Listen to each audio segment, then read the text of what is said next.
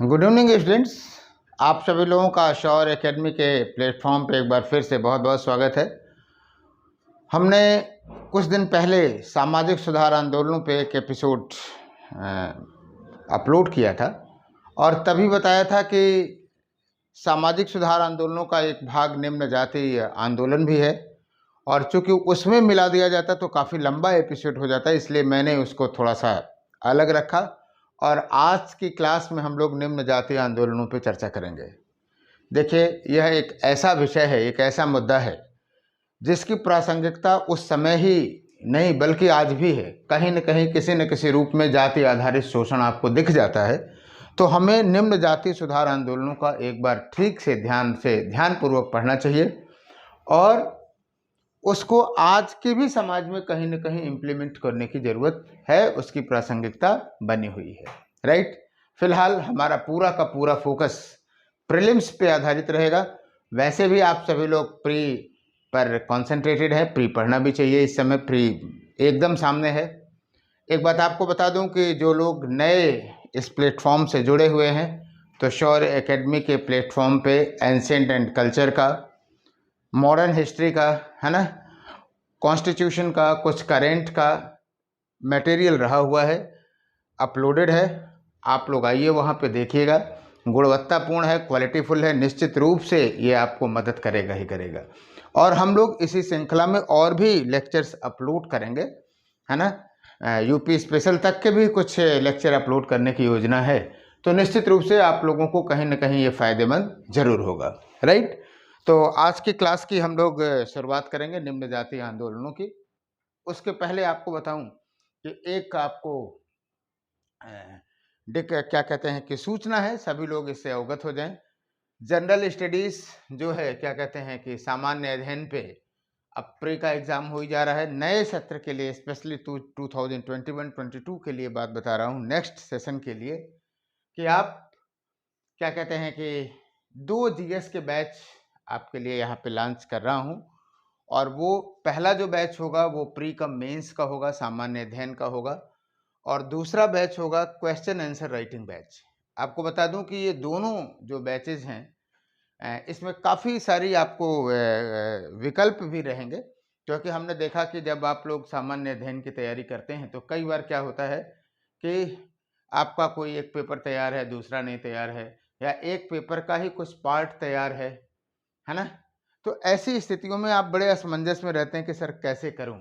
कुल मिलाकर के रिजल्ट आपका प्रभावित होता है और हम प्रयास करेंगे कि वो रिजल्ट, जो गैप, जो अध्ययन या जो स्टडी आपको अंतिम परिणाम में गैप प्रदान कर देता है, कि उसकी वजह से नहीं हुआ, तो हम चाहेंगे कि क्या कहते हैं कि वो आपके पास ना आए ऐसी समस्या आपके सामने। तो आपके सामने बहुत सारे विकल्प होंगे। यानी कहने का मतलब ये है कि कोई इतिहास है, पॉलिटी है, एनवायरनमेंट है, या इकोनॉमी है, आईआर ही है, कोई भी सेक्शन अलग से करना अगर चाहेगा तो उसके लिए मॉड्यूल उपलब्ध रहेगा। जब हम इसकी विस्तृत चर्चा करेंगे तो वहाँ पे हम लोग बताएंगे। फिलहाल ये सूचनार्थ समझे। और ये एडमिशन्स अभी चल रहा है। दूसरा जो बैच है वो है आपका सामान्य अध्ययन का है, क्वेश्चन आंसर राइटिंग का है। ये बैच भी बहुत ही इम्पोर्टेंट है, खास करके उन लोगों के लिए जो कहीं भी प्री कम मेंस की तैयारी किए हुए हैं, अपने पढ़े हुए हैं, किसी संस्थान से पढ़े हुए हैं। तो एक फाइनल टच देने की ये प्रक्रिया है, नॉमिनल फी पे ही है ये। और हम लोग फर्स्ट, सेकंड, थर्ड, फोर्थ पर टॉपिक वाइज क्वेश्चन आंसर की फ्रेमिंग करेंगे, डिस्कस करेंगे। ऐसे वो सभी विद्यार्थी जो हमसे भी कहीं ऑफलाइन संस्थान में पढ़े हुए हैं, है ना, और उनको भी लगता है कि सर हम फाइनल टच नहीं दे पा रहे हैं, कहीं ना कहीं कमी रह जा रही है, तो वो भी इस बैच का लाभ उठाएंगे। फिलहाल इस पे हम लोग चर्चा करेंगे। हाँ, एक जरूर इस बात को कह रहा हूँ, यहाँ पे जरूर लिखा हुआ है 15 सितंबर से 15 अक्टूबर। ये थोड़ी सी प्लान को आगे बढ़ाऊंगा कि 20 मान लीजिए, या 25 सितंबर से 25 अक्टूबर तक, या लास्ट अक्टूबर तक आप कह सकते हैं, कि अगर आप जीएस में इस बैच में एडमिशन लेते हैं तो आपके पास दो ऑप्शनल एक प्लान रहेगा। आपको बता दूं कि हिस्ट्री, सोशियोलॉजी या ज्योग्राफी, सोशियोलॉजी या ज्योग्राफी, ये 3 ऑप्शनल, जिसमें से 2 चल रहे हैं, हिस्ट्री और सोशियोलॉजी चल ही रहा है। ज्योग्राफी जो है आपका एक नया ऑप्शन इंट्रोड्यूस करने जा रहा हूँ। तो जो हिस्ट्री, सोशियोलॉजी या ज्योग्राफी ऑप्शनल रखना चाहते हैं, उनको हम इसी बैच के साथ एक तरह से प्लान के तहत देंगे। ये संस्थान का जो मैनेजमेंट है उसका निर्णय है, हमारा निर्णय नहीं है कि मैं आगे बढ़ के कह रहा हूँ। तो फिलहाल ये पूरे मैनेजमेंट ग्रुप का निर्णय है कि हिस्ट्री, सोशियोलॉजी, ज्योग्राफी ऑप्शनल में आपको उस समय एडमिशन ले लिया जाएगा, राइट। और आप लोग कोई भी क्वेरी करना होगा इसके रिगार्डिंग तो आप ये 2 नंबर दिया हुआ है 9058805376, 80040255, आप व्हाट्सएप कर सकते हैं, मैसेज कर सकते हैं, कॉल कर सकते हैं। हमारा प्रयास रहेगा कि आप सभी लोग जो है क्या कहते हैं कि संतुष्ट रहें और गुणवत्तापूर्ण अध्ययन जो है उसे करें और जल्दी से जल्दी सफल हों, राइट। तो फिलहाल आज की जो शुरुआत अब करनी है वो किस पे करनी है, वो हमें करनी है निम्न जातीय आंदोलनों पे, लोअर कास्ट मूवमेंट पे करनी है, राइट। आइए देखते हैं, निम्न जातीय आंदोलनों की बात करते हैं। देखिए, एक बात को समझने का प्रयास करिए। पहली बात तो किस इतिहास के किसी भी टॉपिक में पूर्वाग्रह उचित नहीं है, तो कम से कम निम्न जातीय आंदोलनों के संदर्भ में किसी भी प्रकार के पूर्वाग्रह से मुक्त होना है, वैज्ञानिक सोच के दिमाग में रखना है। आइए जरा कुछ बातों को, पहले बेसिक बातों को समझें, फिर हम इस निम्न जातीय आंदोलनों की तरफ आते हैं। देखिए, कोई भी सामाजिक व्यवस्था किसी भी समाज में हो, चाहे वो भारतीय समाज में रही हो, चाहे यूरोपीय समाज में रही हो, या दुनिया के किसी भी समाज में रही हो, अगर वो लागू होती है तो कहीं न कहीं उसकी सार्थकता रहती ही रहती है। और अगर कोई व्यवस्था बहुत लंबे समय तक चली आ रही है, तो इसका मतलब है कि उसमें कहीं न कोई तार्किकता रही होगी, तभी तो वो कॉन्टिन्यूटी के रूप में आपको दिखाई देती है ना?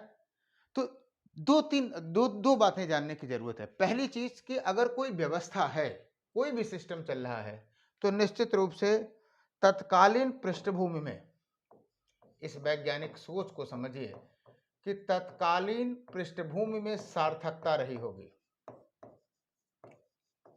राइट। हम यहाँ किसी भी व्यवस्था की बात नहीं कर रहे हैं, हम बात कर रहे हैं वर्ण व्यवस्था और जाति व्यवस्था की। सार्थकता रही होगी, उत्तर वैदिक काल में आया, राइट। पहले वर्ण व्यवस्था आई और फिर उसके बाद जाति व्यवस्था हो गई। दूसरी बात ये कि अगर लंबे समय तक निरंतरता है तो निश्चित रूप से प्रासंगिकता होगी, निश्चित रूप से प्रासंगिकता होगी, कुछ तो रेलिवेंसी है, तभी तो वो पड़ी हुई है। और तीसरी बात ये कि समय के साथ साथ आते आते, है ना, उस व्यवस्था में कमियां आएंगी। यानी आप ये कह सकते हैं कि व्यवस्था में कमियां स्वाभाविक हैं, बेहद स्वाभाविक हैं, कमियां स्वाभाविक हैं,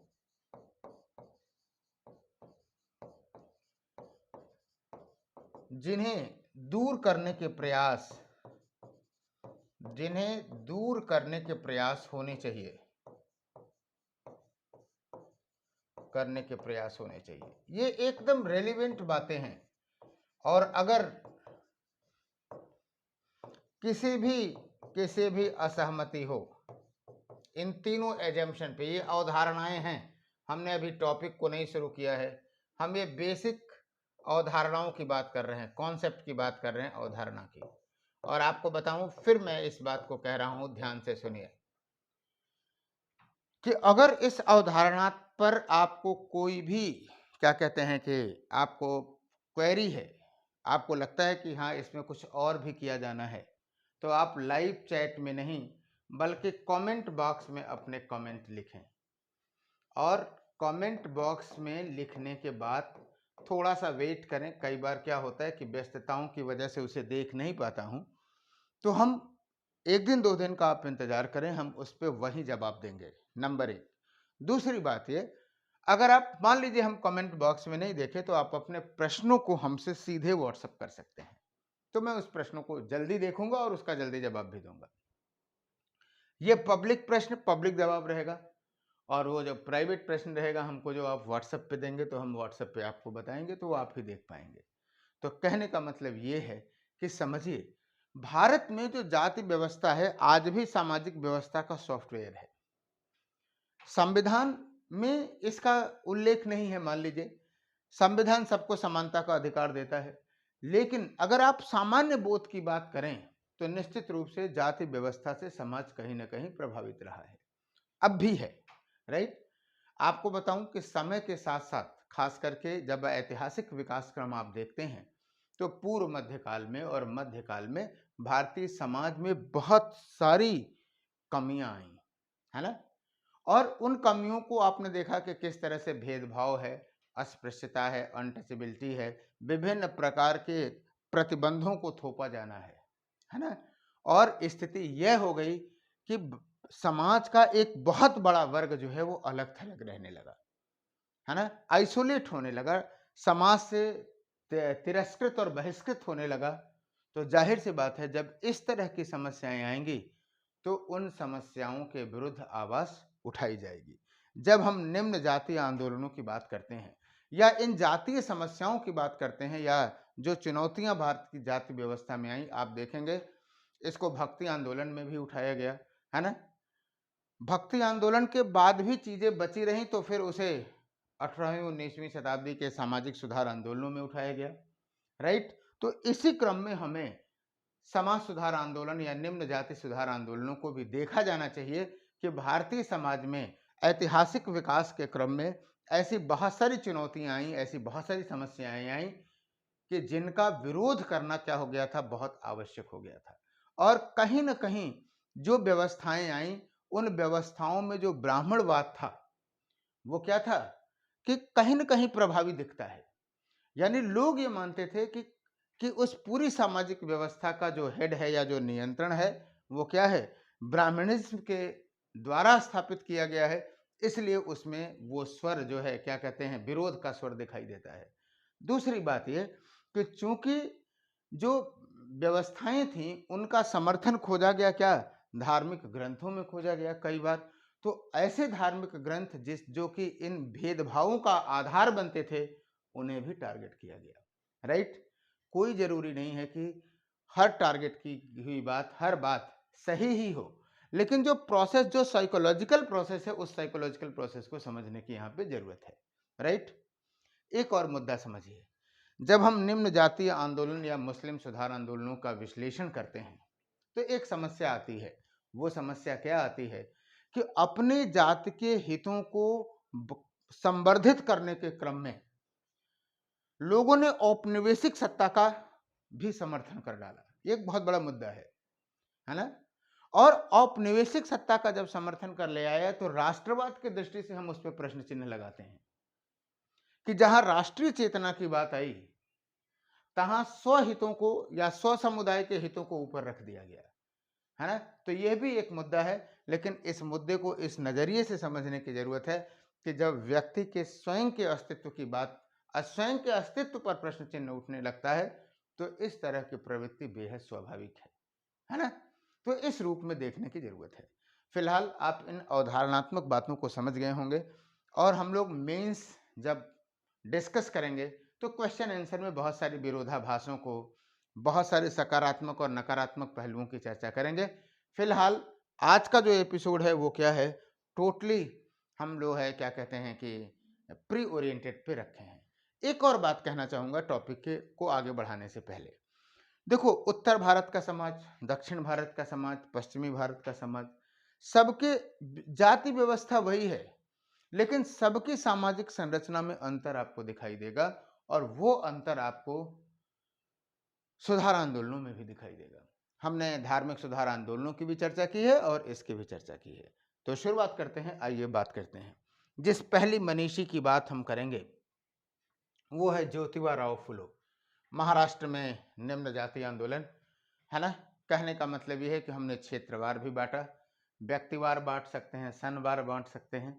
तो आप बस ये डिवीजन का अपना अलग अलग अधिकार हो सकता है। तो 19वीं शताब्दी के क्या कहते हैं कि महानतम सुधारकों में जो नाम आता है निम्न जातीय आंदोलन में, पहला आता है ज्योतिबा फुले का आता है।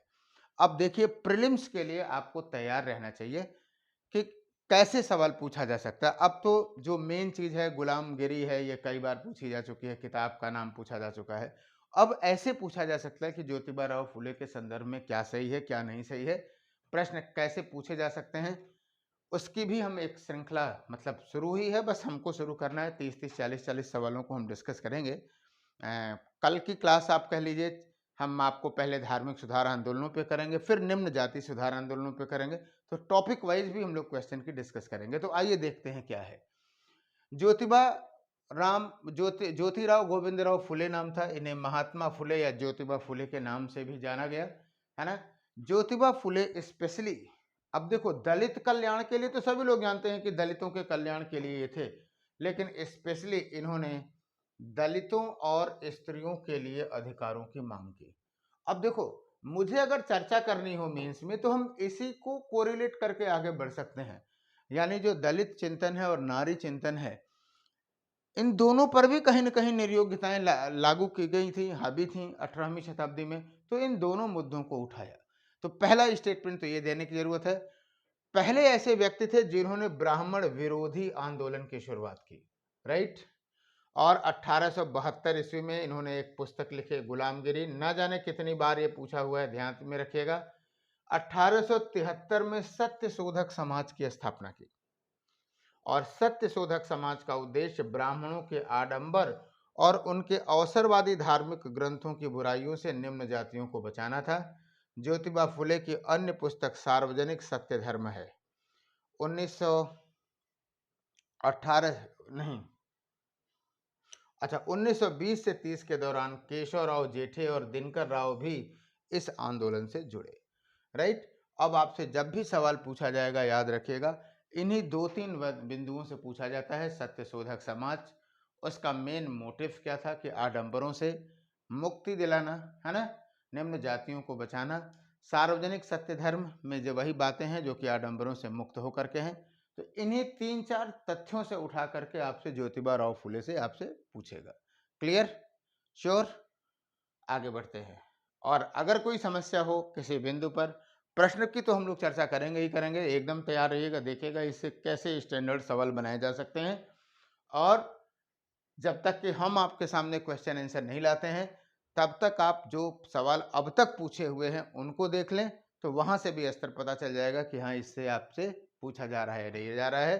तो निश्चित रूप से फिगर भी हमने इसीलिए लगा दिया कि आप ज्योतिबा फुले को जानें। और ये मनीषी जो थे, उन्होंने सबसे पहले, आपको बताऊं, शोषण कहीं भी हो उसके विरुद्ध आवाज जरूर उठनी चाहिए, है ना।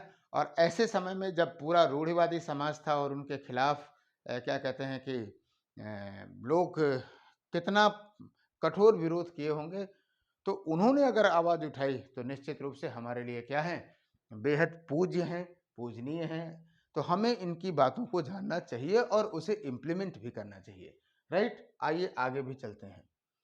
दूसरा जो है क्या कहते हैं, हमने जो पॉइंट डाला वो डाला डॉक्टर भीमराव अंबेडकर। अब आपको बताऊं कि वास्तव में डॉक्टर भीमराव अंबेडकर पे तो फुल एपिसोड होना चाहिए। हम अगर चर्चा करें उनके योगदानों की और उनके संघर्षों की तो एक लंबी कहानी है, कम से कम घंटे भर चर्चा की जा सकती है। लेकिन यहाँ हमने अपनी विद्वत्ता बताने का जो क्या कहते हैं कि जगह है, स्कोप है, उसे कम करने का प्रयास किया है। और ये प्रयास किया है कि आप लोगों का जो प्रीलिम्स ओरिएंटेड जो चीज़ें हों, वो फैक्ट हों, वो आ जाएं। फिर कभी हम लोग विशेष चर्चा करेंगे इस बात को, राइट। तो भीमराव अंबेडकर बहुज्ञ थे, विधिवेत्ता थे, अर्थशास्त्री थे, राजनीतिज्ञ थे, समाज सुधारक थे। ये सारे पॉइंट आप लोग जानते हैं। कोलंबिया महार जाति अस्पृश्य से, याद रखिएगा, अनटचेबिलिटी कितनी गलत चीज थी। अगर आप लोग तुरंत बता दें कि भारतीय संविधान में अस्पृश्यता की समाप्ति किस अनुच्छेद के अंतर्गत है, बताएंगे? जरूर याद रखना चाहिए। और हमको लगता है कि भारत का ही एक ऐसा संविधान है जिसमें इस तरह की बातें कही गई हैं। क्यों? क्योंकि भारतीय समाज में इस तरह की बात थी, है ना। और याद रखिएगा, जब आप अनटचेबिलिटी की बात करते हैं, 17 की बात, हमारे यहाँ ये जो फंडामेंटल राइट है अस्पृश्यता, वो ये स्पष्ट कहती है कि अस्पृश्यता का किसी भी रूप में जो क्या कहते हैं कि प्रयोग वो दंडनीय अपराध है। वो केवल राज्य के विरुद्ध नहीं है। ये बहुत बड़ी चर्चा है, चर्चा विपेश जी मौलिक अधिकारों में किए होंगे आपके सामने। तो अस्पृश्यता का जो मौलिक अधिकार आप देखेंगे, आपको जो मौलिक अधिकार दिए गए हैं, हर अधिकार में कहीं न कहीं किसी न किसी भी प्रकार का प्रतिबंध है। लेकिन अस्पृश्यता के विरुद्ध जो अधिकार दिया है, अस्पृश्यता की जो समाप्ति की गई है, आपको बताऊं कि उसमें क्या है कि किसी भी रूप में, किसी भी फॉर्म में वो दंडनीय अपराध माना गया है। और ऐसा इसलिए किया गया कि जो ड्राफ्टमैन थे, जो संविधान के क्या कहते हैं ड्राफ्ट करने वाले थे, उसमें अंबेडकर जी का था और उन्होंने इस चीज को देखा था। तत्कालीन समाज की एक बहुत बड़ी बुराई थी जिसको हटाना आवश्यक था। तो फिलहाल अस्पृश्य जाति से महार थे। कोलंबिया विश्वविद्यालय और लंदन स्कूल ऑफ इकोनॉमिक्स दोनों ही विश्वविद्यालयों में अर्थशास्त्र में डॉक्टरेट की उपाधियां प्राप्त की। विधि, अर्थशास्त्र और राजनीति विज्ञान में शोध कार्य भी किए। निम्न जाति को संगठित करने का प्रयास किया और मंदिरों में सभी वर्गों के लिए जाने का आंदोलन चलाया। बताऊंगा मंदिर प्रवेश आंदोलन। मंदिरों में पहले ऐसा था, आज तो नहीं है, आप जानते ही हैं कि जो अस्पृश्य जातियां थीं या जो कुछ निम्न जातियां थीं उनको जाने पर प्रतिबंधित किया जाता था। ठीक है, तो उसके विरुद्ध कई आंदोलन चले, उन्होंने भी आंदोलन चलाया। दलितों के लिए पृथक निर्वाचन पद्धति की मांग की। याद रखिएगा, यहीं से जो हम मुद्दा बोलते हैं ना कि कई बार जब हम लोग देखते हैं कि निम्न जाति आंदोलन है वो अपने हितों के लिए राष्ट्रीय आंदोलन के अगेंस्ट जा रहा है, तो एक प्रश्न चिन्ह लगता है कि क्या वो सही था या गलत था। तो आप निश्चित रूप से जानते रहिए कि चूंकि अपने हितों को संरक्षित करना था और इस अपने ही हितों को, निम्न जाति के हितों को संरक्षित करने के लिए वो वहां गए थे, तो तत्कालीन पृष्ठभूमि को समझने की जरूरत है। तो आप जानते रहिए, सबसे पहले साइमन कमीशन के समय में इन्होंने दलितों के लिए पृथक निर्वाचन पद्धति की मांग की थी, है ना। और आपको जब ये दिया गया था रैमसे मैकडोनाल्ड योजना के तहत, है ना, तो उसी मुद्दे पर आमरण अनशन किया गया था गांधी जी के द्वारा। और फिर एक पूना पैक्ट हुआ और उस पूना पैक्ट में पृथक निर्वाचन पद्धति की जगह पर क्या हुआ, निर्वाचन की व्यवस्था की गई। बहुत जल्दी उन एपिसोडों पे हम लोग एकदम स्टोरी वाइज चर्चा करेंगे, लेकिन यहाँ जानने की जरूरत है। तो सबसे पहले पृथक निर्वाचन की बात किया किससे, इन्होंने ब्रिटिशों से। और साइमन कमीशन के सामने, कहीं लिख भी दे रहा हूं मैं, साइमन कमीशन, साइमन कमीशन से मिल करके इन्होंने इसकी मांग की थी। और आपको बताऊं कि साइमन कमीशन का चारों चौतरफा विरोध हुआ था, लेकिन अंबेडकर जी क्या थे, उन्होंने उसका समर्थन किया था और इस बात को डिवाइड किया था। कांग्रेस का विरोध किया, ब्रिटिश साम्राज्यवाद के समर्थक बने। 1920 में अंबेडकर ने the all India depressed class federation की स्थापना की। निश्चित रूप से ये सारे तथ्य आपको क्या कहते हैं पता होने चाहिए, पूछे जा सकते हैं। 1924 में अंबेडकर ने बहिष्कृत हितकारिणी सभा की स्थापना की। 1927 में बहिष्कृत भारत मराठी नामक पत्रिका का प्रकाशन किया और 1927 में ही सामाजिक समानता स्थापित करने हेतु समाज समता संघ की स्थापना की। मैंने बार बार आपसे कहा है कि आइडियोलॉजी से अधिक मैंने फोकस किया है कि आपके फैक्ट इसमें आ जाए, अदरवाइज अंबेडकर पे तो बहुत लंबी चर्चा हो सकती है। समाज समता संघ की स्थापना की, राइट। और उन्होंने 1927 में ही सार्वजनिक कुओं और तालाबों से पानी लेने के लिए अछूतों को भी अधिकार देने के लिए आंदोलन चलाया। सोचिए कितनी बड़ी बात थी। और कष्ट इस बात का होता है कि सारे अधिकार और सारे प्रावधान के बाद आज भी कभी कभी न्यूज़ पेपर्स में ऐसी बातें आ जाती हैं, आप लोग रोज देखते हैं, फॉरवर्ड भी करते हैं। सोशल मीडिया कभी कभी क्या होता है, विरूपित करके भी करती है। एक ही मैसेज को मालूम हुआ कि 10 साल पहले का, 5 साल पहले का मैसेज है, उसको अपने हितों के लिए लोग फॉरवर्ड करते रहते हैं। तो लेकिन फिर भी इसमें कोई दो राय नहीं कि मालूम हुआ कि हरिजन की बारात जा रही है तो उस पर आपने दूल्हे को उतरवा दिया, बाजा कम करवा दिया। इस तरह की बातें आपको इक्के दुक्के दिखती हैं, लेकिन कहाँ हजारों में एक दिखती हैं या 10,000 में एक दिखती हैं। यानी कहने का मतलब यह है कि लोकतांत्रिक अधिकारों के बाद निश्चित रूप से यह सामाजिक चेतना आई है।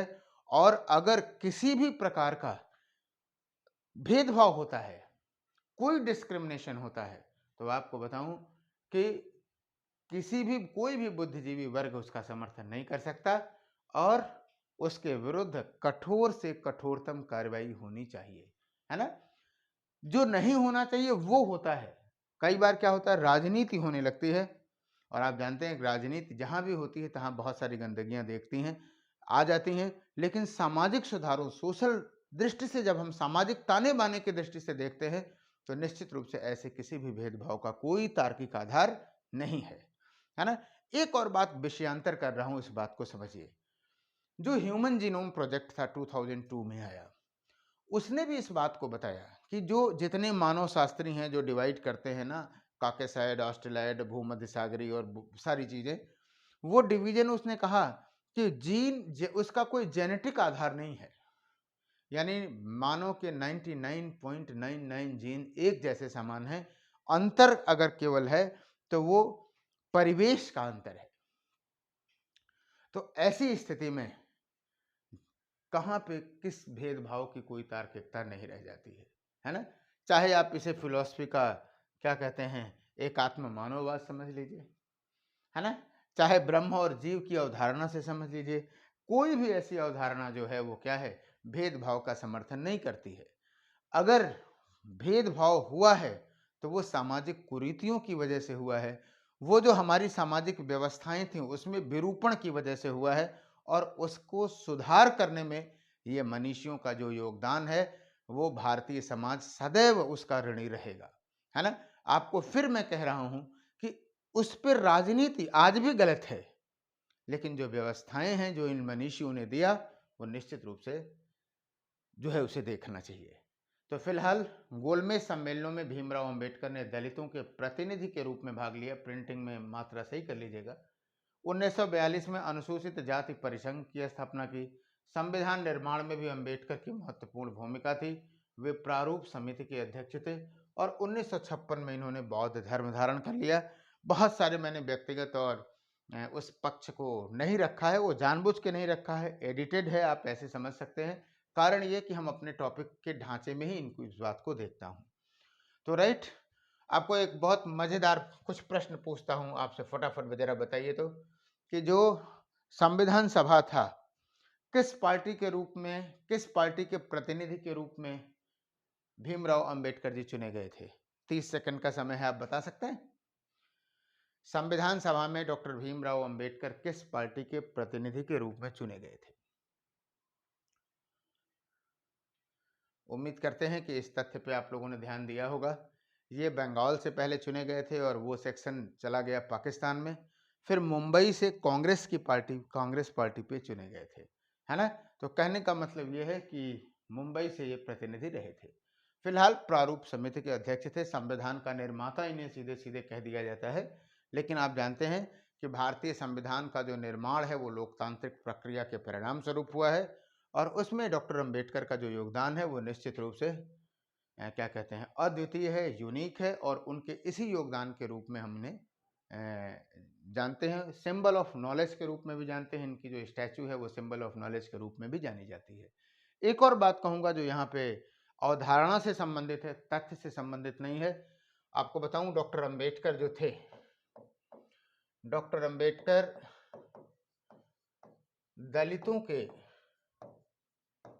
दलितों के राजनीतिक चेतना के पक्षधर थे।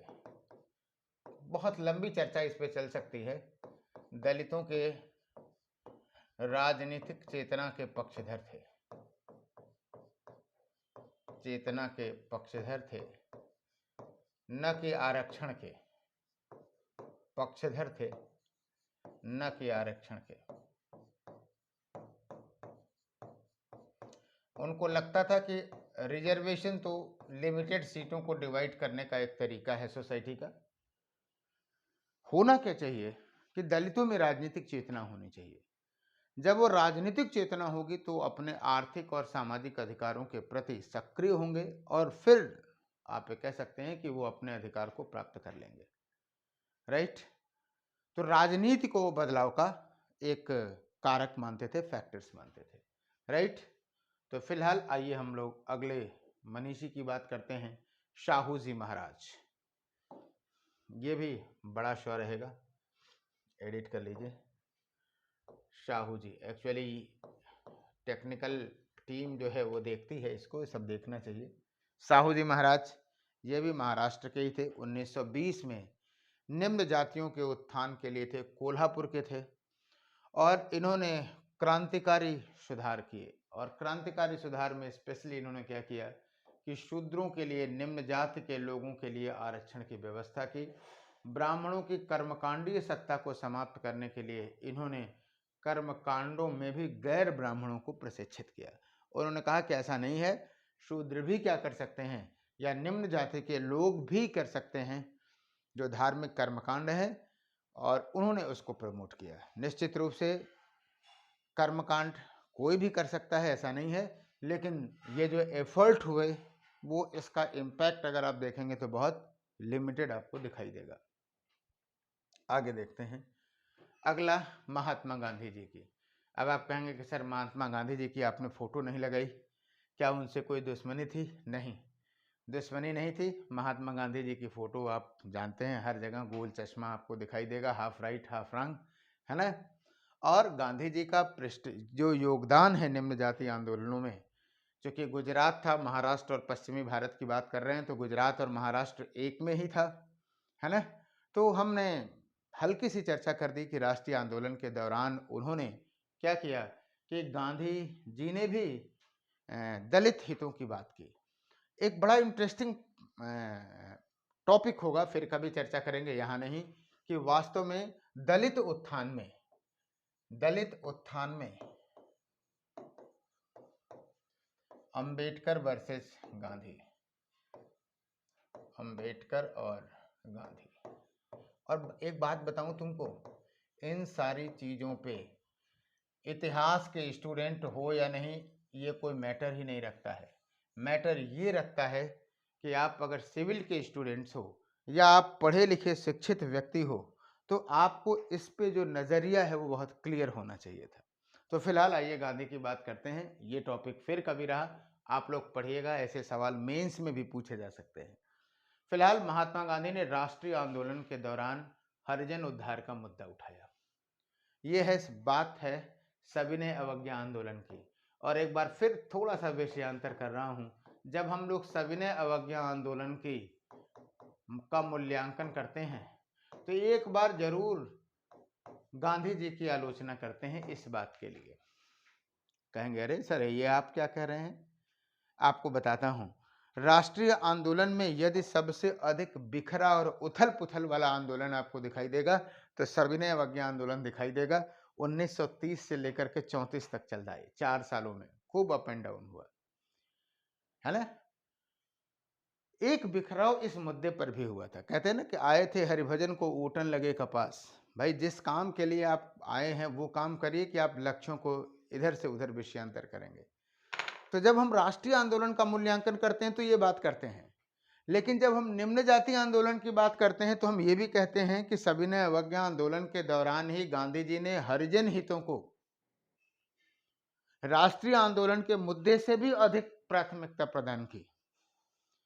कहने का मतलब यह है कि हमारा नजरिया और दृष्टिकोण जो है अलग अलग टॉपिक के संदर्भ में अलग हो जाता है। जब हम सविनय अवज्ञा आंदोलन के बिखराव की बात करेंगे तब हम गांधी जी की आलोचना करेंगे, लेकिन जब हम दलित हितों और दलित मुद्दों के इंपॉर्टेंस की बात करेंगे तो हम किसकी की बात करेंगे कि निश्चित रूप से यहां उन्होंने प्राथमिकता दी है। राइट, एकदम पतली तलवार पर मूल्यांकन करना है, इसलिए आदमी का दृष्टिकोण नजरिया बहुत क्लियर होना चाहिए। और बेटा मैंने पहले भी कहा इस बात को लेकर के कि आप लोग जब इसका अध्ययन करें तो निश्चित रूप से पूर्वाग्रह से मुक्त होकर के करें, तभी आनंद आएगा। आपके अपने पूर्वाग्रह हो सकते हैं, कुछ लोगों के तो दुराग्रह भी हो सकते हैं, है ना। तो पूर्वाग्रह ही गलत है और दुराग्रह की तो बात ही छोड़ दीजिए। राइट, तो फिलहाल 1932 में अछूतों को हरिजन नाम दिया। हरिजन मतलब आप जानते हो धार्मिक प्रवृत्ति के व्यक्ति थे गांधी जी, तो वो तो हरिजन कहे। बहुत सारे लोगों को बुरा लगा होगा कि भाई हरिजन क्यों कहा गया, क्योंकि संस्कृत में कह दिया जाए अगर किसी को कि ये देवता के बने हुए हैं, पूर्वांचल की तो आप लोग कहते हैं ना कि दई के रचे हुए हैं, एकदम आपको भोजपुरी लैंग्वेज बता दे रहा हूँ, किसी को कह दीजिए दही के रचे हुए हैं, इसका मतलब ये है कि एकदम सीधा-साधा लल्लू साहब आदमी है ना?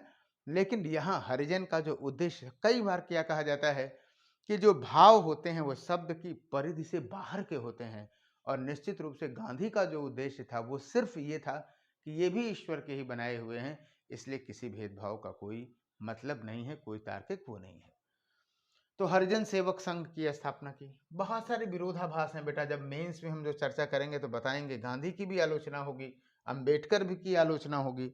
आपका नजरिया सिर्फ ये होना चाहिए कि क्या सही है और कितना सही है और क्या गलत है और कितना गलत है। तो बड़ा इंटरेस्टिंग टॉपिक है। मैंने आप लोगों को जब ये टॉपिक बहुत सिंसियरली और सीरियसली पढ़ लोगे ना, तो आपको ये लगेगा कि सर आपने बड़ा शॉर्ट में पढ़ाया, और पढ़ा दिए होते तो मजा आएगा।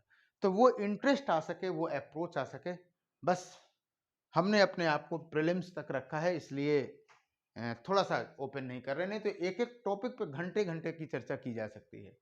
फिलहाल उन्होंने एक पत्रिका हरिजन निकाली। 1932 में बंबई में all India depressed class association की स्थापना की। ये सब संगठन याद रखिएगा। यह उल्लेखनीय है, ये मजेदार बात है, उल्लेखनीय है कि गांधी जी वर्ण व्यवस्था एवं जाति व्यवस्था को तर्कसंगत मानते थे। महात्मा गांधी जी दलित चिंतन में पहले ऐसे व्यक्ति आपको मिलेंगे जो कि मूल को सही मानते हैं। अधिकांश लोग वर्ण व्यवस्था जाति व्यवस्था को ही गलत मानते हैं, है ना? और मैं एक बार फिर कह रहा हूं कि जाति व्यवस्था और वर्ण व्यवस्था को गलत मानने वाले लोग भी इससे बाहर नहीं जा सके। It is the relevancy of caste system. या पे कह सकते हैं कि एक ऐसा फेल्योर सिस्टम रहा जो कि जाति व्यवस्था का विकल्प नहीं खोज सका। और मैंने पहले ही बेसिक एजम्पशन में इस बात को कहा है कि अगर कोई व्यवस्था लंबे समय तक रह रही है, एग्जिस्ट कर रही है, तो you can't deny their relevancy. Done? समझ गए बात को? फिर कभी चर्चा करेंगे। तो तर्क संगत मानते थे, राइट? और आपको बताऊं, अंबेडकर जी और गांधी जी का इस पे जबरदस्त मतभेद था। ठीक है? तो गांधी जी एकात्म की बात कहते थे कि देखो, गांधी कहे, वो कहते थे जाति और उपजातियां ये तो एक पेड़ की ब्रांचेज हैं, सबका मूल कंटेंट यही है। अरे भाई, नीम की या किसी भी पेड़ का फल है तो एक डाली का फल दूसरे डाली का फल एक का स्वाद एक ही जैसा है, मूल कंट पत्ती एक जैसा है, तना एक जैसा है, सिस्टम एक जैसा है। तो जो अंतर दिखता है वो अंतर नहीं है, डिफरेंशिएशन नहीं है, बल्कि विविधता है। और इसी दृष्टि से गांधी जी इसको मानते थे। और वैसे भी गांधी का संपूर्ण चिंतन आप जानते हो धर्म के इर्द गिर्द ही रहता था, रिलीजन ही रहता था, है ना? तो ये एक इंटरेस्टिंग पार्ट होगा। फिर भी ये जिन बिंदुओं की मैंने बात किया उन बिंदुओं को आप लोगों को ध्यान में रखना चाहिए। अब आइए बात करते हैं अरब्बीपुरम आंदोलन। 1888-88 के आसपास है। साउथ इंडिया में आप देखोगे दक्षिण भारत में कई निम्न जातीय आंदोलन होंगे। तो my dear students, once again I will request you to to analyze the structure of South India and North India. That what was the basic differentiation of the what are differences between the society of North India and South India. जैसे उत्तर भारत और दक्षिण भारत के जातीय आंदोलनों को आप देखोगे तो आपको उसके सामाजिक संरचना का अंतर समझ में आएगा। मैं बताता हूं, डोंट वरी फॉर दैट। अभी तक हमने जितनी बात किया, ऑलमोस्ट पश्चिम भारत की बात किया। पश्चिम भारत में जाति व्यवस्था बहुत ज्यादा जकड़ी नहीं हुई थी, इसीलिए चाहे आप प्रार्थना समाज को देख लीजिए, उसका भी स्वर मध्यम था और निम्न जाति आंदोलनों का भी स्वर मध्यम था। लेकिन जब आप दक्षिण भारत की सोसाइटी को देखोगे और उत्तर भारत की सोसाइटी को देखोगे तो उसमें अंतर दिखाई देगा। जो दक्षिण भारत की सोसाइटी थी, जब आप बना, एक शब्द आता है त्रिस्तरीय आर्यीकरण, ट्राई लेवल आर्यनाइजेशन। थोड़ा सा लेवल ऊपर हो रहा है, लेकिन अब आपके सामने लेवल ना रखूं तो किसके सामने रखूंगा। त्रिस्तरीय आर्यीकरण में जब दक्षिण भारत का आर्यीकरण हुआ, है ना, पहले हुआ ऋग्वैदिक युग में पंजाब सप्त सिंधु तक, उत्तर वैदिक युग में गंगा घाटी तक, और संगम युग में आप देखेंगे अगस्त ऋषि के द्वारा आर्यीकरण, आर्य सभ्यता यहाँ लाई गई, है ना। लेकिन फिर भी आपको बताऊं कि जो सामाजिक संरचना थी उस सामाजिक संरचना में मुश्किल से 1 से 2% लोग ब्राह्मण थे। दक्षिण भारत की सामाजिक संरचना में 1 से 2% लोग जो थे वो क्या थे, ब्राह्मण थे, और उनका उस सामाजिक व्यवस्था पे पूरा वर्चस्व था। इसलिए 98% लोगों को ये लगता था कि यार 2% लोग अगर हॉबी हो रहे हैं तो उसके विरुद्ध आवाज उठाई जानी चाहिए, राइट। उत्तर, और उन्हें कोई सपोर्ट भी नहीं था। आप दक्षिण भारत में देखेंगे, उत्तर भारत के सोसाइटी में देखेंगे तो ब्राह्मणों के साथ साथ सिस्टम अगर आप देखेंगे तो क्षत्रियों का भी रहा और कुछ स्तर तक वैश्यों का भी रहा। इसलिए उत्तर भारत के जो जातीय आंदोलन हुए वो थोड़े से अलग टाइप के हुए। फिलहाल आइए हम बात करते हैं केरल के थे ये।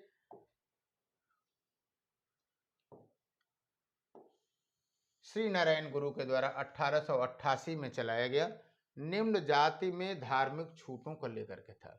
मैंने फिर कहा स्पेशली क्या था कि जो निम्न जाति के लोग थे, है ना, जैसे एझवा, पुलैयन, बहुत सारी जातियां आपको मिलेंगी वहां पे, नायर, इन लोगों को धार्मिक प्रतिबंध लगाया गया था कि वो ना तो मंदिरों में जा सकते थे, ना तो मंदिर मूर्तियों की स्थापना कर सकते थे। ऐसे प्रतिबंध लगाए थे। और जानते हैं, धर्म का जब मामला आता है तो वो सीधे दिल पे चोट करता है। धर्म से जाति का अपमान, धर्म का अपमान, जाति का अपमान। इसीलिए आप जानते हैं कि जाति सूचक शब्दों का प्रयोग करना ही नहीं चाहिए, है ना। वो क्या हो जाता है, खट से आपके लिए ऑफेंस हो जाता है कि आपने गलत काम किया। तो कहने का मतलब ये है कि ये अधिकार उन्हें मिले, इसके लिए श्री नारायण गुरु ने आवाज उठाई। और आप देखोगे कि दक्षिण भारत में स्पेशली मंदिर प्रवेश आंदोलन का जो मुद्दा रहा वो राष्ट्रीय आंदोलन में भी मुखर होकर के उठाया गया। कभी वायकोम सत्याग्रह में, कभी गुरुवायूर सत्याग्रह में, ये स्पेशली ये मुद्दा था, है ना। आपको बताऊं, खुद अरब्बीपुरम में श्री नारायण गुरु के द्वारा एक शिव प्रतिमा की स्थापना की गई और यह नारा दिया गया कि मानव के लिए एक धर्म, एक जाति और एक ईश्वर है।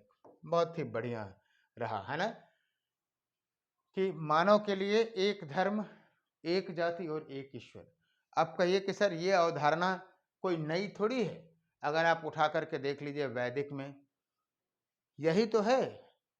अगर आप उत्तर वैदिक युग को अगर आप देखें तो जब आप एकत्ववाद की बात करते हैं तो क्या कहते हैं, एकम सद विप्र बहुधा वदंती अग्नि यमम मातरेश्वानमाहु। वही बात है, कहने का तरीका अलग है कि एक ही सत्य है जिसे आप विभिन्न नामों से जानते हैं। उसी को इन्होंने कहा कि एक धर्म, एक जाति और एक ईश्वर। आपके याद करिएगा, कभी भूलिएगा नहीं, इनके एक शिष्य थे अयप्पन राजराजन, नीचे मैंने लिख दिया है। अयप्पन राजराजन ने कहा कि मानव का न तो कोई धर्म है, ना कोई जाति है और न कोई ईश्वर है। आप ये कह सकते हैं कि सर अयप्पन राजन का जो अप्रोच है वो तो और भी तार्किक है कि उन्होंने मानववाद से धर्म के चिंतन को ही हटा दिया। यानी अगर कोई व्यक्ति मानव है तो उसका इंटरेक्शन सिर्फ ह्यूमन बीइंग होने की वजह से होना चाहिए। लेकिन ऐसा कहाँ हो पाता है, नहीं हो पाता है। लोग अपनी पहचानों के साथ करते हैं। Sure, done. तो ये दोनों से लेकर के कंफ्यूज न करिएगा। फिलहाल हम लोग श्री नारायण गुरु जी की बात कर रहे थे आगे, कि इन्होंने कहा कि कई बार ये पूछा गया है, एक मानव के लिए एक धर्म, एक जाति और एक ईश्वर। और जब हम लोग मेंस में विवेचना करेंगे तो बताएंगे कि हम लोगों का जो अद्वैतवाद है या हम लोगों का एकात्मवाद जो है वो कहीं ना कहीं इसी अवधारणा पर आधारित है। ये भारतीय जो चिंतन है उससे बाहर नहीं है। फिलहाल श्री नारायण गुरु एझवा समुदाय से संबंधित थे। इन्हें केरल में अस्पृश्य माना जाता है। श्री नारायण गुरु के दर्शन में सदैव सामाजिक समानता, ये सब पॉइंट याद रखिएगा। यूपीएससी के सवाल यहाँ से ऐसे पूछे जा सकते हैं। सोशल इक्वलिटी, सामाजिक समानता, सभी के लिए एजुकेशन, एजुकेशन फॉर ऑल, और आध्यात्मिक ज्ञान, स्पिरिचुअल नॉलेज था, राइट। नारायण गुरु ने 1888 में अरब्बीपुरम में भगवान शिव को समर्पित एक मंदिर का निर्माण करवाया जो उस समय के जाति आधारित प्रतिबंधों से मुक्त था। उन्होंने कलावन कोड में स्वयं अभिषेक किया और मूर्तियों के स्थान पर दर्पण रखा। ये बड़ा इंटरेस्टिंग पॉइंट है। कलावन कोट एक स्थान है और एक वहां उन्होंने मंदिर बनाया और उसके मूर्तियों के स्थान पर उन्होंने क्या रखा, दर्पण रखा। यानी जब आप दर्पण देखें तो ये महसूस करें कि ईश्वर मंदिर में नहीं है बल्कि क्या है, स्वयं के अंदर है, क्योंकि जब आप दर्पण पे देखेंगे तो आपको स्वयं की मूर्ति दिखाई देगी। यह उनके संदेश का प्रतीक था कि परमात्मा प्रत्येक व्यक्ति के अंतर्गत है ना। तो आप जानते हैं अहम ब्रह्मास्मि की अवधारणा, सबकी एक स्पिरिचुअल व्याख्या की एक्सप्लेनेशन की जा सकती है। मैं अपन ब्रह्म है, मैं ही ब्रह्म हूँ, है ना। तो हमारे एक स्टूडेंट हैं, शायद क्या अब याद नाम नहीं याद आ रहा, उसका स्टेटस यही है, अहम ब्रह्मास्मि। तो खैर ये अवधारणा उसी से आप कह सकते हैं। श्री नारायण गुरु ने संस्कृत और तमिल में लगभग 45 रचनाएं लिखी, प्रकाशित की। कुछ प्रमुख पुस्तकों में अद्वैत दीपिका, आश्रम, आत्मोदीप शतकम आदि प्रमुख है। तो ये जो हमने आपको रचनाएं बताई, कुछ उन रचनाओं को स्पेशली आप लोगों को ध्यान में रखना चाहिए। कभी उठा करके पूछा जा सकता है ना, या एक विकल्प तो बनाया ही जा सकता है। तो बहुत जल्दी इस बात के लिए भी तैयार रहिएगा कि निम्न जातीय आंदोलनों पे भी आपसे सवाल मैं ले आऊं। लेकिन इसके पहले हमने समाज सुधार आंदोलनों पे एक विस्तृत लगभग 1.5 घंटे की क्लास लिया है। 1 घंटे 39-40 मिनट की क्लास होगी वो। तो जो लोग उसको ना देखे हों उसे देख लें और फिर देखें कि जो प्रश्न हम बता रहे हैं वो अगर आप 80-90%, 80% सवाल कर ले जा रहे हैं तो इसका मतलब तैयारी सही दिशा में है। हमेशा सफल होने के लिए जरूरी है कि आप जो ज्ञान अर्जित किए हैं उस अर्जित ज्ञान के माध्यम से क्या आप सही आंसर लगा पा रहे हैं नहीं, उसकी प्रैक्टिस आप जरूर करें। और कल्चर वाले सेक्शन पे तो मैंने कुछ नए सवाल भी, बड़े कठिन कठिन और अवधारणात्मक सवाल रखे हैं। बहुत जल्दी आप सभी लोगों के सामने रहेंगे। आप सभी लोग शौर्य एकेडमी परिवार से जुड़ें, अधिक से अधिक छात्रों को इससे जोड़ने का प्रयास करें, है ना। तो निश्चित रूप से अच्छा लगेगा। और वैसे भी जब ज़्यादा लोग रहते हैं परिवार में ना, तो परिवार के मुखिया की जो रिस्पॉन्सिबिलिटी होती है वो थोड़ी और भी बढ़ जाती है। हालांकि इधर आप कह सकते हैं, आपकी शिकायत बहुत जायज़ है कि सर आपने क्लासेस कम दिए हैं, लेकिन मैं उसको ले आऊँगा, राइट। तो चलिए आगे बढ़ते हैं। अब हम बात करते हैं जस्टिस मूवमेंट की, है ना। जस्टिस मूवमेंट, और हमने जानबूझ करके ये सारे फोटोज साथ साथ लगा रखे हैं कि आप लोग जानें अपने जो आइकॉनिक्स हैं, जिन्होंने सोसाइटी में जो बात कही, योगदान दिया, उन्हें आप जरूर जानते रहें, देखते रहें, पहचानते रहें। एक मन मस्तिष्क में वो कॉन्सेप्ट बैठा रहेगा। आपको बताऊं, जस्टिस जो मूवमेंट था उसका मेन कॉन्सेप्ट क्या था वास्तव में। यहाँ हाँ आंकड़ा तो है लगभग, यस, एक आंकड़ा है, जरा समझिए। ये देखिए कि मद्रास प्रेसिडेंसी की बात बता रहा हूं कि लगभग 3.2% ब्राह्मण थे और 1912 में 55% डिप्टी कलेक्टर, 72.6% मुंसिफ ये ब्राह्मण होते थे। ये रिपोर्ट इनके आंदोलन की सार्थकता को बता सकता है। जस्टिस आंदोलन ये कहता था कि जो बहुसंख्यक हैं, इनका मेन कॉन्सेप्ट ये था कि जो बहुसंख्यक हैं उनका प्रतिनिधित्व नहीं है, और वो उसी प्रतिनिधित्व की मांग कर रहे थे, उनका प्रतिनिधित्व नहीं है। आज हम जिस आरक्षण की बात करते हैं उसकी सार्थकता यही है कि शैक्षिक एवं आर्थिक रूप से पिछड़े हुए जातियों को हम लोग पहचानने का प्रयास करते हैं, है ना, और उन्हें 50% की सीमा के अंतर्गत रखते हैं। याद रखिएगा कि ऐसा कोई रिप्रेजेंटेटिव कोटा नहीं है। आज की सोसाइटी जो रिजर्वेशन सिस्टम में क्या है, 50% उनके लिए सुरक्षित है, लेकिन वो रेस्ट ऑफ 50% में दे आर ऑल्सो अलाउड, और इसीलिए किसी भी वैकेंसी में उनकी संख्या जो होती है वो थोड़ी ज्यादा होती है ना, राइट। तो फिलहाल इसमें 1916 में 3 नाम आते हैं, ऊपर आपके लगे हुए हैं, CN मुदलियार साहब, TM नायर साहब और P त्यागराज चट्टी। TM नायर, P त्यागराज चट्टी ने जस्टिस मूवमेंट की स्थापना की। याद रखिएगा, यूपीएससी सवाल पूछेगा कि निम्नलिखित में से कौन जस्टिस पार्टी से संबंधित है, तो आपको तीनों पता होना चाहिए, CM Mudaliar, TM Nair, P Tyagaraja. इस मूवमेंट में तमिल, बल्लाल, रेड्डी, चेट्टियार आदि शामिल थे। ये वो थे जिनकी क्या थी, कह सकते हैं कि समाज में अच्छा रेपो था। ऐसा नहीं था कि सब दलित ही थे, सब वो थे। क्योंकि जब आप संगम या चोल सोसाइटी को पढ़ेंगे तो आप देखेंगे कि वहाँ बेल्लाल और बेल्लालर का जो वर्ग था वो जमींदारों के समकक्ष था।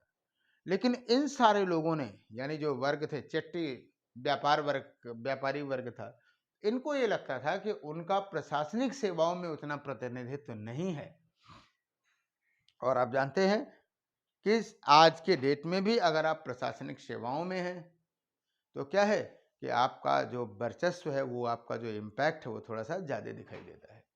ठीक है, तो इसके विरुद्ध किया था। तो जस्टिस आंदोलन के द्वारा जो है जस्टिस समाचार पत्र का भी संपादन किया गया था। ये जितनी बातें मैं आपको बता रहा हूँ तथ्यगत रूप से पर्याप्त हैं। बस आपको क्या करने की ज़रूरत है कि उन्हें कथ्य के संदर्भ में प्रश्नों को देख करके सही ढंग से हल करने की ज़रूरत है। बहुत जल्द ही इस पे भी लो कास्ट मूवमेंट पे भी हम आपको क्या बताएंगे, एक क्वेश्चन कम से कम 30-35 सवालों का लेकर के आएंगे। लेकिन इसके पहले हम लोग धर्म सुधार आंदोलनों की बात करेंगे। आइए फिलहाल निम्न जाति आंदोलन को आगे बढ़ाते हैं। आत्मसम्मान आंदोलन, नेरोजी साहब तो नहीं लग रहे हैं आपको? लगभग ऐसे ही लगते हैं दादा भाई नेरोजी जी। लेकिन ये है आपके जो महानतम आप कह सकते हैं और रेडिकल्स कह सकते हैं, EV रामास्वामी नायकर पेरियार। अब तो पेरियार जयंती भी मनाई जाती है, मनाया जाना भी चाहिए, है ना, स्टैचूज लगी हैं। आत्मसम्मान आंदोलन बताता हूँ, आप जानते रहिए। आत्मसम्मान आंदोलन वो क्या था कि पहले जो ऐसे थे जिन्होंने तमिल समाज सुधारक और राजनेता थे, बड़े आक्रामक प्रवृत्ति के थे। कुछ फैक्चुअल बातों की बात कर लें फिर बताता हूँ। सी राजगोपालाचारी के नेतृत्व में, याद रखना, वेरी फेमस पर्सनालिटी सी राजा जी, गांधी जी के पक्के चेले, है ना। राष्ट्रीय आंदोलन की बड़ी कहानियां हैं, है ना। कहानियों में आ जाइए तो फिर मजा तो आता ही आता है, लेकिन समय जल्दी जल्दी खत्म होने लगता है। आपको बताऊं कि सी राजगोपालाचारी और जवाहरलाल नेहरू ये गांधी के दो निकटस्थ लोग थे। राजगोपालाचारी धुर गांधीवादी, लोग ये सोचते थे कि गांधी अपने उत्तराधिकार को देंगे किसको, राजगोपालाचारी को देंगे, है ना। लेकिन गांधी जी ने अंततः जवाहरलाल नेहरू को दिया, और उसका कारण सिर्फ इतना सा था कि सी राजगोपालाचारी और नेहरू की तुलना में देखा जाए तो नेहरू का अप्रोच वर्ल्ड वाइड था। जिसको देश चलाना है, जिसको पूरे देश का नेतृत्व करना है, उसको थोड़ा सा अप्रोच वर्ल्ड वाइड होना चाहिए। खैर जो भी हो, सी राजगोपालाचारी के अनुरोध पर पेरियार ने 1911 में कांग्रेस पार्टी की सदस्यता ग्रहण की और बहुत जल्दी ही तमिलनाडु इकाई के ये प्रमुख भी बने। आपको बता दूं, फिर भी रामास्वामी नायकर जी कांग्रेस से बहुत अधिक दिनों तक नहीं जुड़े रह सके। कारण ये है कि ये व्यक्ति रेडिकल्स था। कांग्रेस का अप्रोच सदैव मध्य मार्गी था, मीडियाकर्स था। आजकल तो हम लोग देखते हैं कि खैर ये ट्रेंड हो गया सोशल मीडिया का, ये मैं उसे उचित नहीं मानता कि अपने प्रतिपक्ष को मतलब इतना उसकी हंसी उड़ा दीजिए। ये चंद चयनित लोग हैं जो प्रतिपक्ष का क्या करते हैं, सम्मान नहीं करते हैं। तो क्या कहते हैं कि माखौल उड़ाए रहते हैं, और इतिहास के नए नए जानकार जो हैं वो क्या करते हैं, ये लोकतंत्र की खुशबू है कि आप चाहिए जो चाहिए सो कह लीजिए, लोग उसे स्वीकार कर लेते हैं। नहीं तो लोग गांधी की धोती उतारने में लगे रहते हैं, है ना, और बड़े बड़े भावनात्मक और इमोशनल ऐसे ऐसे तर्क देते हैं कि जिसका जवाब नहीं दे सकते हैं। खैर, हमें देना भी नहीं है और आपको भी नहीं देना है, कम से कम यूपीएससी के पेपर में तो कतई नहीं देना है। तो फिलहाल आइए हम बात करते हैं। 1925 में उन्होंने आत्मसम्मान आंदोलन की शुरुआत की। इस आंदोलन में उन्होंने बिना ब्राह्मण की सहायता के विवाह करने, मंदिरों में जबरदस्ती प्रवेश करने के लिए आंदोलन किए और इन्होंने हिंदू धर्म के प्रतीकों को जलाया एवं मनुस्मृति को जलाया। पेरियार ने तमिल भाषा में रामायण की रचना की, जिसे सच्ची रामायण कहा गया। आपको बताऊं कि ये इतने क्या कहते हैं कि वो थे, आक्रामक थे कि कहीं अगर कुछ लिखा हुआ मिल जाए रामचरितमानस से संबंधित या मनुस्मृति से या रामायण से, उसको जला देना, फाड़ देना, कालिख पोत देना, ऐसी जैसी हरकतें ये करते रहते थे। आप जानते हैं कि भारतीय संस्कृति में जो इंडियन कल्चर रहा है, जो हिंदू ब्राह्मण धर्म जो रहा है, वो क्या रहा है कि जो मानता है वो तो आस्तिक ही है, जो नहीं मानता है वो भी नास्तिक है। यहाँ चारवाक भी हुए हैं, तो रामास्वामी नायकर को एक्सेप्ट कर लेना कोई बहुत कठिन नहीं था। और कारण यही था कि भले ही जो इनका तरीका गलत था, बहुत भले ही आक्रामकता थी, लेकिन मूल मतलब, इनका मूल मकसद यही था कि जो किसी भी प्रकार का भेदभाव है, जो ब्राह्मणों का गलत वर्चस्व है, गलत ढंग से शोषण है, उस शोषण का विरोध किया जाए। और भारतीय संविधान में जो मानव अधिकार, जो आप मूल अधिकार आए हैं, निश्चित रूप से आप ये कह सकते हैं कि इन्हीं सारे मनीषियों के चिंतन से, या इन सारी मनीषियों ने जिन समस्याओं को पहचाना, उन समस्याओं के समाधान के तरीके के रूप में ही वो व्यवस्थित किए गए हैं, है ना। हम हमेशा, हमारा मानना है कि कभी आपको इस बात पे जरूर सोचना चाहिए कि राष्ट्रीय आंदोलन की जो विरासत थी वो कैसे हमारे संविधान में अभिव्यक्त हुई है। एक बड़ा बढ़िया निबंध लिखा जा सकता है, इस पे आप लोग लिखिएगा। फिलहाल ये राइट टाइम नहीं है लिखने का, ये तो मुख्य है कि हम लोग इस पे चर्चा करें प्रीलिम्स के पॉइंट ऑफ व्यू से, राइट। तो ये रहा ईवी रामास्वामी नायकर पेरियार जी का। अब आइए हम लोग बात करते हैं नायर सर्विस सोसाइटी, मुन्नाथु पद्मनाभन पिल्लई के द्वारा किया गया और स्पेशली नायर जाति के कल्याण हेतु बनाया गया। और के कलप्पण जो है इसके अध्यक्ष थे, और ये जो क्या कहते हैं पद्मनाभन पिल्लई जो थे वो इसके सचिव थे, राइट। तो ये भी निम्न जाति आंदोलन ही रहा, कोई खास नहीं, बस नाम जानते रहिए। अगला जो बात है वो है डिप्रेस्ड क्लास मिशन सोसाइटी। न जाने कितनी बार ये पूछा गया है। और डिप्रेस्ड क्लास मिशन सोसाइटी, इसकी जो स्थापना किया वो किसने किया? डॉक्टर BR शिंदे ने किया। और ये जानते रहिए कि आप ये कह सकते हैं ए पार्ट ऑफ प्रार्थना समाज की तरफ से इन्होंने किया था। और इनकी स्थापना 1906 में विट्ठल रामजी शिंदे के द्वारा की गई। इसका उद्देश्य अस्पृश्यता को मिटाना था, अनटचेबिलिटी इसका मेन इशू था, और दलित वर्ग का कल्याण करना था। BR शिंदे के प्रयासों से 1917 ईस्वी में के कलकत्ता अधिवेशन में अस्पृश्यता के विरुद्ध एक प्रस्ताव पारित किया गया। बहुत ही महत्वपूर्ण पार्ट है, ये सवाल आपसे पूछा जा सकता है। याद होगा कि 1917 के कलकत्ता अधिवेशन की अध्यक्षता कौन कर रही थी? एनी बेसेंट कर रही थी, है ना। तो ये सवाल यहां से बन सकता है कि अस्पृश्यता के विरुद्ध जो है, जो प्रस्ताव पारित किया गया वो किस कांग्रेस के किस अधिवेशन में किया गया? तो आपको क्या बताना है? कलकत्ता अधिवेशन में किया करना है ना। और मजेदार बात यह है, सबसे महत्वपूर्ण बात है, इसको हम किस कलर से करें? कलर बदल देते हैं, रेड कर देते हैं। फिलहाल दिखाई कम देता है, लेकिन जानते रहिए BR शिंदे पृथक निर्वाचन पद्धति के विरोधी थे। यानी अब अंबेडकर और शिंदे दोनों ही दलित सुधारक और दोनों ही समकालीन। भाई 1916-17 में अंबेडकर भी हैं, ये भी हैं। अंबेडकर जहां पृथक निर्वाचन पद्धति की बात करने लगे थे, है ना, आप देखेंगे BR शिंदे को लगता था कि ये बात गलत है। तो यहाँ पे एक कॉम्परेटिव डिफरेंस दिमाग में रखने की जरूरत है। अब आइए बात करते हैं वायकोम सत्याग्रह। केरल में अस्पृश्यता के विरुद्ध चलाया गया आंदोलन था। त्रावणकोर के वायकोम नामक स्थान से हुआ था। इस आंदोलन में श्री नारायण गुरु, वही SNDP, एन कुमारन और टी के माधवन जैसे लोग शामिल थे। 1924 में टी के माधवन, के कलप्पण और के पी केशव मेनन ने मंदिर में प्रवेश आंदोलन किया। इस आंदोलन में गांधी जी ने भी हस्तक्षेप किया। पूरे अच्छे ढंग से समझिएगा, जब नेशनल मूवमेंट को आपको बताएंगे तो ये 32-34 के दौरान ये हरिजन कल्याण का जो मुद्दा था वो उठा था। और आप देखें कि इसमें आप ये कह सकते हैं कि बड़ा धोखा भी हुआ दलित नेताओं के साथ। वास्तव में मंदिर प्रवेश इसको उकसाने वाले थे आपके कौन, ये के कलप्पन साहब थे, स्पेशली कि भाई चलाया जाए, वैकोम सत्याग्रह की बात किया जाए। और जब इन लोगों ने आक्रामकता दिखाई और मंदिरों में जबरदस्ती प्रवेश करने की बात कही कि हम मंदिरों में प्रवेश करेंगे, तो जो दक्षिणपंथी वर्ग है, जाहिर सी बात है इतनी आसानी से मानेगा नहीं, और उसको कहीं ना कहीं प्रश्रय ब्रिटिश सरकार भी दे रही थी। रूढ़िवादी तत्वों को प्रश्रय सरकार इसलिए भी दे रही थी कि उनको लगता था कि मतलब ये हमारी वाली करेंगे, जी हजूरी करेंगे।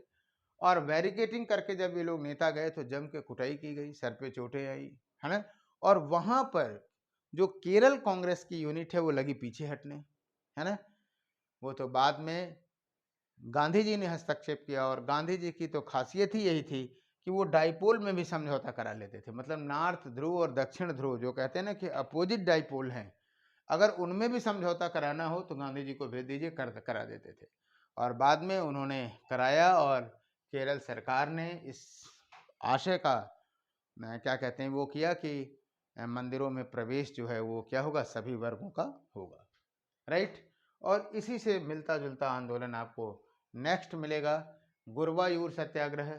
और के कलप्पण की भी यहाँ पे भूमिका थी, स्पेशली गुरुवायूर में किया गया। इसका नेतृत्व वी सुब्रमण्यम ने किया। इसके अतिरिक्त के पिल्लई, ए के गोपालन भी इस आंदोलन में शामिल रहे।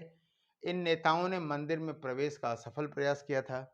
आंदोलन के दौरान इन नेताओं को गंभीर चोटें भी आई थी। 1932 में के कलप्पण ने मंदिर में प्रवेश करने के लिए आमरण अनशन किया।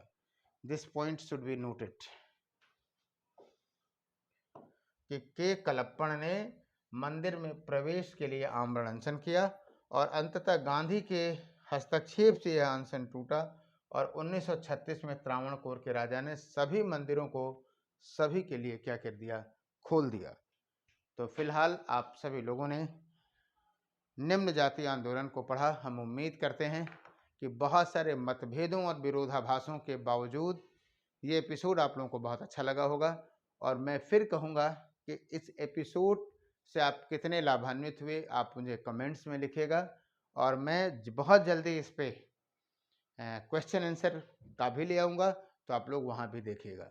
और ये वो टॉपिक हैं जिस पे आप अमूमन नहीं देखते। राजा राम मोहन राय पे तो आप बहुत चर्चा कर लेते हैं, लेकिन के कलप्पण पे चर्चा करना हो तो नहीं कर पाते हैं। तो आप लोग इसे देखिएगा। बहुत बहुत धन्यवाद। शौर्य एकेडमी को इसी तरह से समर्थन, प्रेम और स्नेह प्रदान करते रहिए। और हम लोग पूरी तरह से सिविल सर्विसेज के प्रति क्या हैं, डेडिकेटेड हैं, और निश्चित ही बहुत बेहतर करेंगे। आप बढ़िया रिजल्ट देंगे। Thank you.